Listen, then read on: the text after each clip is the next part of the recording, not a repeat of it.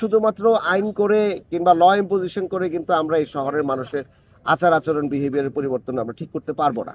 এই শহরকে বসবাসযোগ্য করার জন্য আমাদের যতগুলো প্রচেষ্টা অব্যাহত আছে সেই প্রচেষ্টা শুধুমাত্র সিটি কর্পোরেশনের একার পক্ষে সম্ভব না। আমাদের যে কাজের যে ম্যান্ডেট, সেই ম্যান্ডেট আপনারা জানেন যে শুধুমাত্র ময়লা পরিষ্কার করা এবং কিছু জায়গাকে আমরা পলিসিগতভাবে সাপোর্ট দেওয়া ছাড়া আমাদের সিটি কর্পোরেশনকে আমরা আর কোনো ধরনের বড় আকারের কোনো ধরনের ক্ষমতা দেওয়া হয়নি। তারপরেও একটি বড় পরিবর্তন হয়েছে এই শহরের কিছু কাজ করার ক্ষেত্রে। এক নম্বর হচ্ছে, আগে হর্ন বাজাতো অথবা কালো ধোঁয়া নিঃসরণ করতো, তখন পরিবেশ অধিদপ্তর থেকে অথবা আমাদের সিটি কর্পোরেশন থেকে ম্যাজিস্ট্রেট এনে তারপরে মামলাগুলো করা হতো। সুতরাং ম্যাজিস্ট্রেটের একটা বড় সংকট ছিল আমাদের, এবং সেই সংকটের কারণে ল ইম্পোজিশনেরও একটা বড় ঝামেলা কিন্তু সবসময় আমরা ফেস করেছি।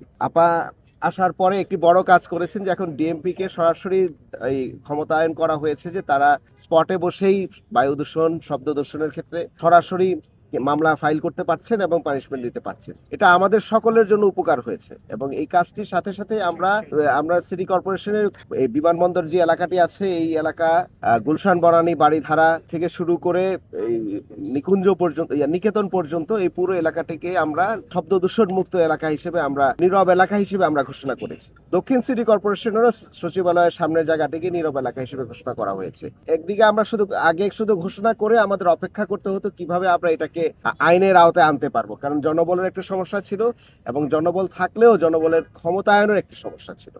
তো সেই বিষয়টি সমাধান করা হওয়ার কারণেই আমরা এখন 4-5টি প্রতিষ্ঠান একসাথে হয়ে আমরা এই ড্রাইভগুলো চালাচ্ছি। আমরা আশা করি এই ড্রাইভগুলোতে একটা সিগনিফিকেন্ট পরিবর্তন আশা করি আসবে। কিন্তু যত ড্রাইভই করি না কেন, মানুষ যদি গণহারে হর্ন বাজায় এবং মানুষ যদি গণহারে ময়লা করে, দুটো জিনিস, শুধুমাত্র আইন করে কিংবা ল ইম্পোজিশন করে কিন্তু আমরা এই শহরের মানুষের আচার আচরণ বিহেভিয়ারের পরিবর্তন আমরা ঠিক করতে পারবো না। এবং যে কারণেই আমরা ইউথদেরকে, ছাত্রদেরকে এবং সাধারণ লোকজনদেরকে আমরা সচেতন করার জন্য আমরা বিভিন্ন কর্মসূচি হাতে নিয়েছি।